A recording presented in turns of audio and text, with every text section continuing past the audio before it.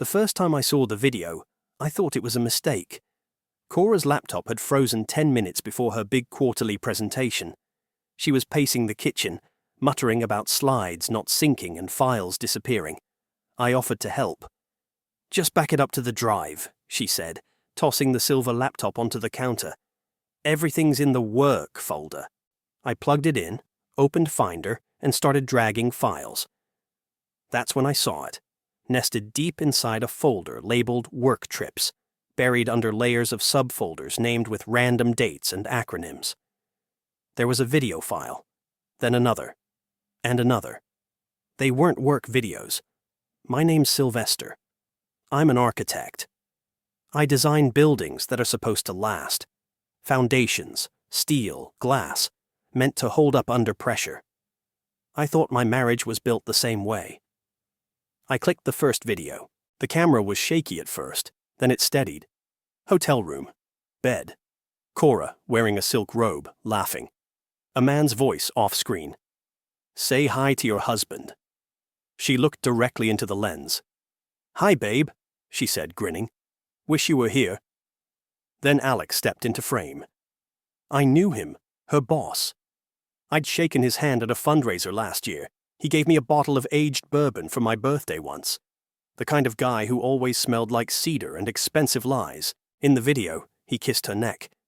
She laughed again, this time a little too loud, like she'd had wine. Then, she looked straight at the camera again. "He still thinks he's the father," she said, smirking. "Let him pay until college. He's well off. He won't question it." My hand slipped off the trackpad. The room went silent. Even the fridge hum felt too loud. I stared at the screen, the frozen image of her face. That smirk, that voice. I didn't say anything. I didn't throw the laptop. I didn't scream. I saved the folder to a hidden drive, closed everything, and backed up the rest of her files like she asked.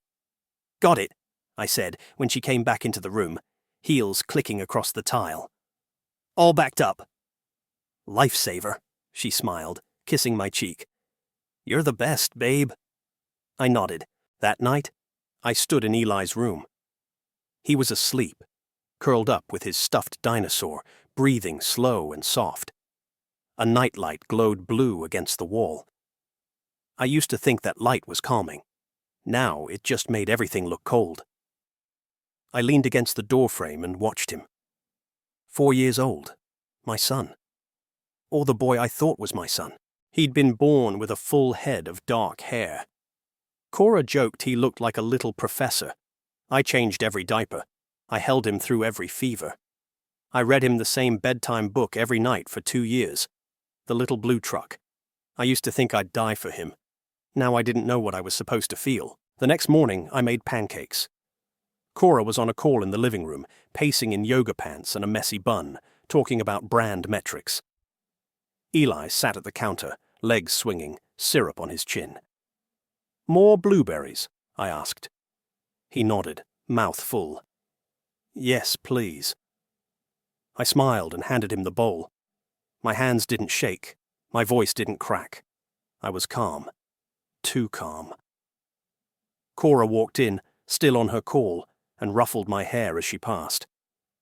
"You're the best, babe," she mouthed. I kissed her forehead. Later I took out my phone in the garage, ordered a paternity test kit, swabbed my cheek, took Eli's toothbrush and sealed it in the envelope. I mailed it the next day. 3 days later, the results came. I opened the email in my office, door locked, blinds drawn. Probability of paternity. 0%. I stared at the screen, reread it 3 times. The words didn't change, no yelling, no crying, just silence. I closed the email, opened a blank document, saved it under a new folder I created on my desktop. The folder was called Plan. And in that moment, I knew I wasn't going to confront her. Not yet. I was going to burn everything down. But I'd do it slow, quiet, careful, like an architect. I didn't change a thing. I still made coffee at 6:30. Still packed Eli's lunch. Apple slices, peanut butter sandwich, 2 carrot sticks he never ate. still kissed Cora on the cheek when she left for work. "Big meeting today," she said, adjusting her blazer in the mirror. "Alec wants us to pitch the new rollout." I nodded, sipping my coffee. "You'll crush it."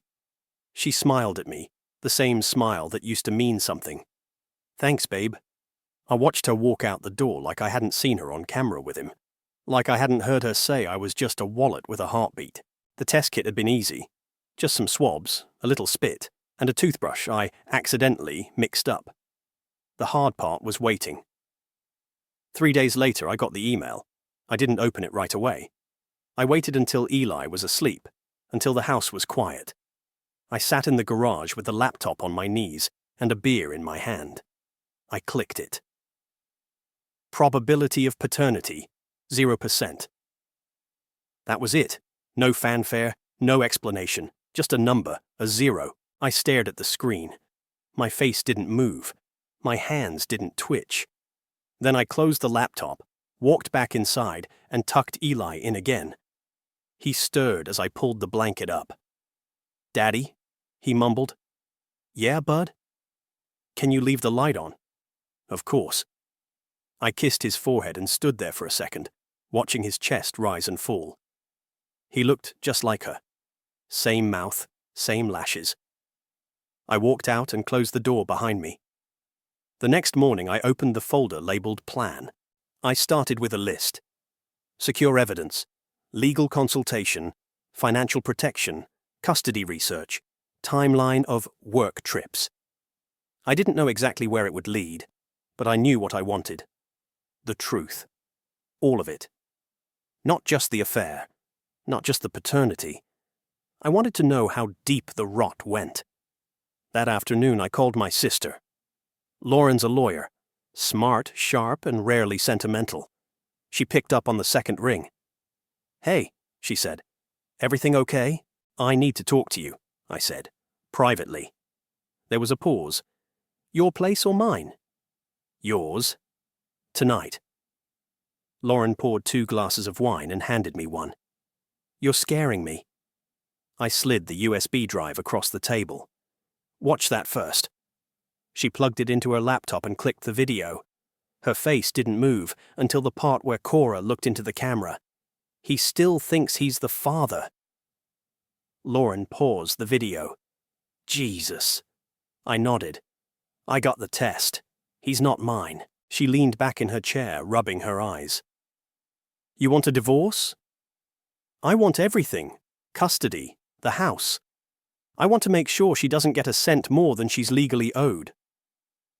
"I can help with that," she said. "But you need more than a video and a paternity test. You need a case." "I'm building one." She nodded slowly. "You're not going to confront her?" "Not yet." Lauren looked at me for a long time. "You've already got something planned, don't you?" I didn't answer. She took a sip of wine. "Okay, then let's do it right." Over the next week, I started collecting. I went through credit card statements, travel receipts, hotel bookings. I made copies of everything. I found a receipt from a boutique hotel in San Diego. During a weekend, she told me she was at a conference in Portland. The name on the reservation? Alec. I printed it. I found a photo from her phone backup. Her and Alec at a rooftop bar, time stamped 11:43 p.m. She told me she was in bed by 10 that night. I printed that too. Each lie was a brick. I stacked them carefully. One night, after Eli fell asleep, I pulled out a shoebox I hadn't touched in years. Inside were photos. Eli's first birthday, his first steps, his first Halloween costume. I found one of him on my shoulders, both of us smiling, his hands tangled in my hair. I stared at it for a long time, then I put it back in the box and slid it under the bed. Later that week, I got a text from an unknown number. "You're not the only one he played, but you might be the first to do something about it." No name, no follow-up. I stared at the screen, my thumb hovering over the keyboard. Then I saved the number and replied, "Tell me everything." The reply came the next morning. "Meet me at the cafe on 8th and Maple, noon. Come alone." No name. Just that. I stared at the message while Eli munched cereal beside me, humming to himself between bites. "You gonna play dinosaurs with me later?" he asked. "Yeah, bud, after lunch." I dropped him off at preschool, gave him a hug that lasted a second too long, then drove straight to the cafe. It was a small place, brick walls, chalkboard menu, indie music playing low. I ordered a black coffee and sat near the back, facing the door. At exactly 12:01 she walked in. Caroline. I recognized her immediately, Alec's assistant. Always quiet at company events, always standing just behind him, tablet in hand, eyes scanning everything. She spotted me, walked over, and sat down without a word. "Thanks for coming," I said. She slid a manila envelope across the table. "I don't like him," she said. "And I really don't like her." I opened the envelope. Inside were printed emails, screenshots, and internal memos. HR complaints, names, dates, all tied to Alec. I flipped through them, heart thudding. "He's been sleeping with employees for years," she said. "Interns, new hires, anyone he thought was too afraid to say no." "And Cora?" I asked. Caroline nodded. "She wasn't just part of it. She helped cover it up, talked girls out of filing complaints, said she'd handle it internally. She even convinced HR to bury one of them." I clenched my jaw. "Why?" "She wanted leverage. He promised her a promotion, stock options, the works. She played along to get her piece." I stared at the paper in my hands. One of the emails was from Cora to Alec. "Handled. She's not going to talk. You owe me dinner, and maybe a weekend away." Caroline leaned in. "They think they're untouchable. You're not the first one he's burned, but you're the first one who might actually do something." I looked up. "Why help me?" She hesitated. "Because I was stupid enough to fall for him too. And I want him to burn." I nodded, folded the papers and slid them into my bag. "You just gave me everything I needed." Caroline stood. "Be careful. They're both good at pretending." That night, I waited until Cora was in the shower. I sat on the couch, scrolling through an old group chat she'd forgotten to delete from her iPad. It was with two of her friends from work. One message from Cora read, "Locked it down. House kid, and he doesn't even question the finances. Told you, play the long game." Another, "He's sweet, but boring. Alec's the real deal. I just need to keep Sylvester happy long enough to finish the refi." I stared at the screen, the house, the refinance. She'd used my credit, my income to secure everything, and now I was just a placeholder. The water turned off upstairs. I locked the iPad and slid it back into the drawer. She came down a few minutes later, towel around her hair, wearing one of my old shirts. "Long day," she said, flopping onto the couch. "Alec's being a pain." I nodded. "You hungry?" She smiled. "You're too good to me." I forced a laugh. "Somebody's gotta be." She leaned over and kissed my cheek. "I'm lucky." I watched her walk to the kitchen, humming to herself. Later that week, I met with Lauren again. She spread the papers Caroline gave me across her dining table. "This is enough to start," she said. "HR violations, sexual misconduct, corporate liability. And with the messages you found, it's a pattern." "I want to hit them where it hurts," I said. "Not just divorce. I want custody. I want the house. I want her name tied to this fallout." Lauren nodded. "We'll start with financial separation, quietly. Then we prep the custody motion. Once we file, it becomes public." I looked at the stack of documents. "And Alec? I know someone in the press. If you want this to go wide, we can make that happen." I nodded slowly. "Not yet. I want them to feel safe first." Lauren gave me a look. "You're really doing this?" I didn't flinch. "They built a lie. I'm just pulling the curtain." She leaned back in her chair. "You sure you're ready for what comes after?" I looked her dead in the eyes. "They started this. I'm just finishing it." Caroline texted me again 2 days later. "I have something else." Meet me after work. Same cafe. I left the office early, told Cora I had a late client meeting. She didn't question it. Just said, "Don't forget to grab milk on the way back," like we were still normal. Caroline was already there when I arrived. She looked tired, pale. She slid a flash drive across the table without a word. "What is it?" I asked. "HR archives. I pulled them before they wiped the old server last month." I plugged it into my laptop right there. Dozens of PDFs, complaint forms, internal emails, memos marked confidential. I opened one. Subject: Inappropriate conduct by Alec H. during company retreat. The report went into detail. Unwanted touching, late-night texts, pressure to grab drinks alone. The employee had asked to remain anonymous. The complaint was closed without action. Another file. Similar story. Different woman. Same outcome. Then I found one with Cora's name on it. Cora M. advised the complainant to avoid making waves and suggested the behavior was being misinterpreted. I looked up at Caroline. She shut it down. She was his shield, Caroline said. He used her to keep things quiet. She got promotions, bonuses, company perks. He got protection. I scrolled further. One email from Alec to Cora caught my eye. "Handled like a pro. Let's celebrate this weekend. Same suite." I closed the laptop. Caroline sipped her coffee. They're not just cheaters. They're predators. I sat back, running a hand over my face. She told me she was stressed at work, that she was fighting for a raise. Said Alec was a tough boss. Caroline's voice dropped. "He's a monster, but she's not innocent. She chose this." I stared at the table for a long time. "Thank you," I said finally. She stood up. "You're doing the right thing. Just don't wait too long." That night, I couldn't sleep. I lay in bed beside her, listening to her breathe, wondering how many times she'd looked me in the eye and lied. At 2 a.m., I got up and went to my office.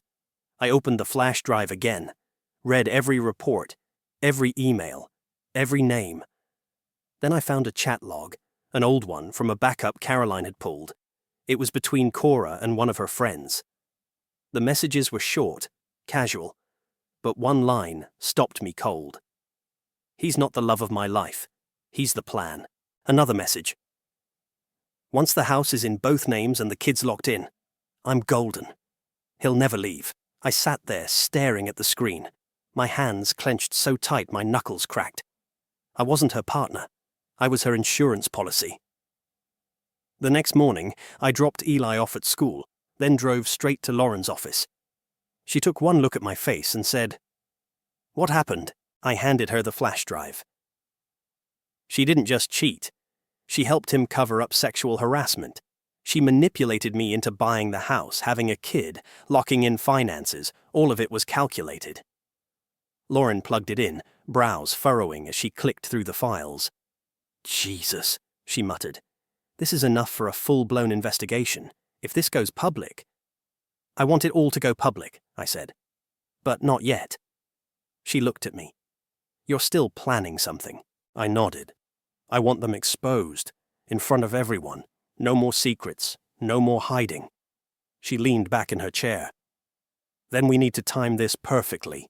Legal filings, custody motion, asset protection. I'll start drafting everything." I stood to leave. As I reached the door, she said, "You okay?" I paused. "No." Then I walked out. That night, Cora was sitting on the couch, scrolling on her iPad. I walked past her, heading to the kitchen, when a notification popped up on the screen, a text from Alec. "He'll find out soon. Clean your tracks." I stopped. She didn't notice. I turned slowly. "Who's that from?" I asked.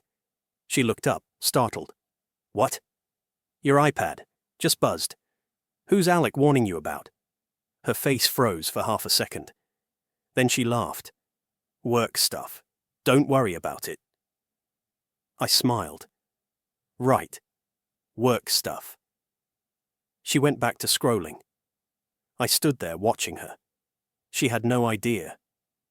But she would soon. Cora was making pancakes when I brought it up. "Hey," I said, pouring coffee. "I was thinking, we should throw Eli a little party." She looked up from the stove. "A party?" "Yeah, he's been doing great with his reading. His teacher said he's ahead of the curve. Thought we could celebrate. Something small. Just family, close friends." She smiled. "That's actually kind of sweet. He'd love that." I nodded. "You could help me plan it?" "Of course," she said. "Let's do it next weekend. I'll text my mom." Perfect. We spent the week putting it together. Balloons, snacks, a cake with Eli's name in blue icing. Cora made a guest list. Her mom, a few co-workers, Alec and his wife. I added Lauren, Jalen, and a few of my own friends. She didn't question any of it. "Do you want to do a little game or something?" she asked one night while scrolling through Pinterest on the couch. "Yeah," I said, keeping my voice light. "I've got an idea for that." The envelopes arrived 2 days before the party. I sat at the kitchen table while Cora was upstairs bathing Eli. Each envelope had a name on it. Inside, a single card. I sealed them one by one. Next morning, I stopped by Lauren's office before work. She handed me a thick folder. "All the paperwork's ready," she said. "Custody motion, financial separation, asset freeze. Once you give me the word, I'll file them." I opened the folder. My name on every page. My signature already in place.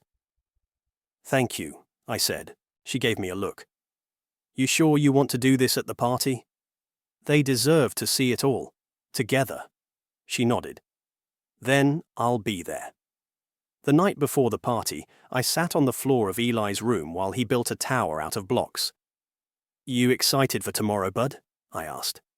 He nodded, placing the last block on top. "Is Grandma coming?"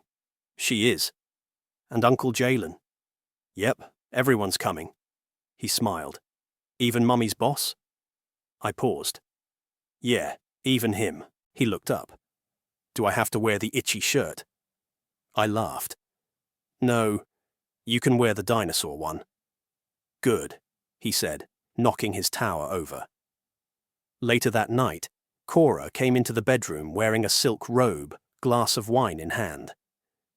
"You've been sweet lately," she said, sitting beside me on the bed. "Just trying to be present," I said. "It's been a good week." She leaned in, kissed my neck. "You sure you don't want to go upstairs and celebrate early?" I smiled. "Let's save it for tomorrow." She laughed, draining her glass. "You're no fun." I watched her walk to the bathroom, humming to herself. She had no idea the floor beneath her was already cracking. The morning of the party, the house smelled like frosting and fruit punch. Cora moved around in a sundress, directing decorations, arranging cupcakes. "Don't forget the envelopes," I said. "For the game." She handed me a basket. "All here. You'll explain the rules." Of course, guests arrived around noon. Eli ran around the yard, high on sugar and attention. Cora's mom brought a giant gift bag. Alec showed up with his wife, arm around her waist like nothing was wrong. I smiled at everyone, laughed when I needed to, played the perfect host. Jalen pulled me aside at one point. "You good?" "Yeah," I said. "Almost time." He nodded. "You want me to record?" "Already set up." I pointed to the phone mounted on the bookshelf. Camera facing the living room. After cake, I clapped my hands. "All right, everyone. Before we wrap up, I've got a little game." People gathered around, still holding plates and drinks. "I handed out envelopes earlier," I said. "Go ahead and open them now." There was a rustle of paper. Then silence. I watched the change happen in real time. Smiles fading, eyes darting. Cora standing frozen, envelope still sealed in her hand. Alec's wife read hers, then turned to him. "What the hell is this?" Jennifer, Cora's mom, looked up, confused. "Cora?" Cora finally opened hers. Her face went pale. "What is this?" she whispered. I stepped forward. "It's the truth," I said. "DNA test results. Eli's not mine, and you knew." Gasps. Murmurs. Alex stepped back, face flushed. I reached behind the couch and pulled out a second folder. Here are the legal proceedings. Divorce, custody motion, financial separation, all filed, effective immediately. Cora's mouth opened, but nothing came out. "Also," I continued, "Caroline has something to share." Caroline stepped forward, holding her phone. "I've turned Alec in, and Cora helped him cover up multiple HR violations. There are records, emails, testimonies." Cora stumbled back, grabbing the edge of the table. Police sirens echoed outside. I looked at her one last time. "You should have picked someone dumber." The day before the party, I filmed my goodbye. I waited until the house was quiet, then locked myself in the garage with my phone and a folding chair. I hit record. "My name's Sylvester," I said into the camera. "And if you're watching this, it means everything's already come out." I paused, took a breath. "I'm not making this video for sympathy. I'm making it because I need to say some things out loud, once, and then never again." I talked about Eli, about the first time he called me Dad, about how I used to get up at 3 a.m. just to check if he was breathing, about how I still love him, even if he isn't mine. I talked about Cora. "She didn't just cheat," I said. "She built a life on lies. She used me. She used our son, and she smiled through all of it." I ended the video with a promise. I'm not burning this house down out of rage. I'm doing it because some things deserve to be exposed, and I'm not going to let them walk away clean. I sent the video to Jalen with one line: "Only if something goes wrong." Then I deleted it from my phone. That evening, Cora was in the kitchen, pouring wine and humming to herself. She wore a tight black dress, too much for a kid's party, but she liked to be noticed. "You nervous?" she asked, spinning to face me. "About what?" "Tomorrow. All those people." I smiled. "I'm good." She walked over, slid her arms around my waist. "You've been different lately." "Yeah?" "Yeah. Sweeter. More present." I kissed her forehead. "Just trying to be the man you married." She laughed. "You're doing a good job." She didn't notice the way I looked at her, the way my hands didn't quite grip her back. She didn't feel the distance because she was too busy performing. Later that night, I tucked Eli in and sat beside his bed. "Can I tell you a secret?" he whispered. "Of course." "I'm going to read the whole book tomorrow, all by myself." I smiled. "I can't wait to hear it." He yawned and curled up under the covers. "Do you love me?" he asked suddenly. I blinked. "More than anything." He nodded, satisfied, and closed his eyes. I sat there a while longer, watching him breathe. I wasn't his father, but I was still his protector. In the bathroom, I stared at myself in the mirror. The man looking back didn't look tired. He looked ready. I leaned in close and whispered, "They picked the wrong man to play." Then I turned off the light. The morning of the party, I woke up early, made pancakes, brewed coffee. Cora came down in her robe, kissed my cheek and said, "You're amazing." I smiled. "You have no idea." We set up the decorations together. Streamers, balloons, little dinosaur party hats. Eli ran around the house, hyped on juice and attention. At one point, I caught Cora checking her phone in the hallway. She looked tense. Probably Alec texting her again. She saw me watching and quickly smiled. "Just confirming the cake delivery." "Everything okay?" I asked. "Yeah, just a small hiccup." I nodded. "It'll be perfect." She kissed me again. "I love you." I kissed her back. "I know." At noon, Jalen arrived first. He gave me a nod, then handed me a small flash drive. "Backup copy," he said under his breath. "Just in case." "Thanks." Lauren showed up next, cool and composed as always. She handed me a manila envelope. "Everything's signed and ready. You say the word, I'll file it Monday. I took it, slid it into my jacket pocket. Let's give them a show, I said. By the time Alec and his wife walked through the door, the house was full. Cora greeted them with a hug that lasted a beat too long. Alec's wife didn't seem to notice. She handed Eli a gift bag and complimented the decorations. I played the host, laughed at jokes, topped off drinks, took photos. Every move was rehearsed, every smile was a lie. Cora leaned in at one point and whispered, "Thank you for doing this. It means a lot." I looked her dead in the eyes. "I know it does." She smiled, not catching the edge in my voice. As the sun started to dip, I stood in the center of the living room and clapped my hands. "All right, everyone, before we wrap up, I've got one last surprise." Cora looked confused. I reached into the basket and pulled out the envelopes. "Earlier we handed these out for a little game. Go ahead and open them now." And just like that, the fuse was lit. The rustle of paper filled the room as everyone opened their envelopes. Then, silence. Alec's wife blinked down at hers, brows furrowed.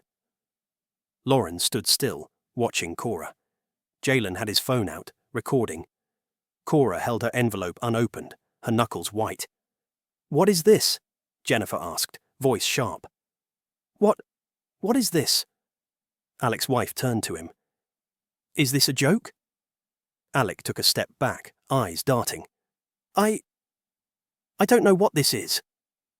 "It's a game," I said, stepping forward. "The truth game." I turned to the crowd. "What you're holding is a DNA test result. It proves that Eli isn't my biological son." Gasps. A few people looked at Cora. She still hadn't opened hers. I turned to her. "Go ahead. Read it." Her hands trembled as she tore the envelope. She stared at the paper for a long time. Then her face collapsed. "You're doing this here," she whispered.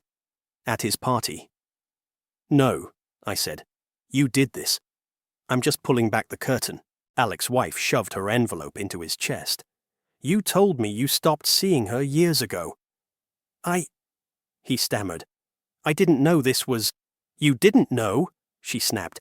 "You're in a video calling him a sucker." Murmurs rose.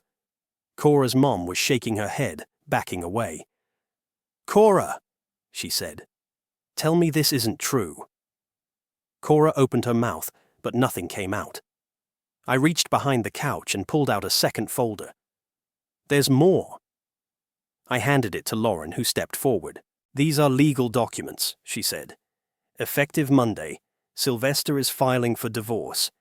He's also filing for full custody due to paternity fraud and financial manipulation." Cora's eyes widened. "You can't—" "I can," I said. "And I am." Lauren continued. "Additionally, we've submitted evidence of workplace misconduct involving Alec and Cora. Multiple HR violations, covered up by both of them." Caroline stepped forward, holding her phone. "I've already turned it over to the board. And the press." Alec's face drained of color. "You little—" he started, but Caroline cut him off. "You think you're untouchable. You're not. I've got every email, every buried complaint. You're done."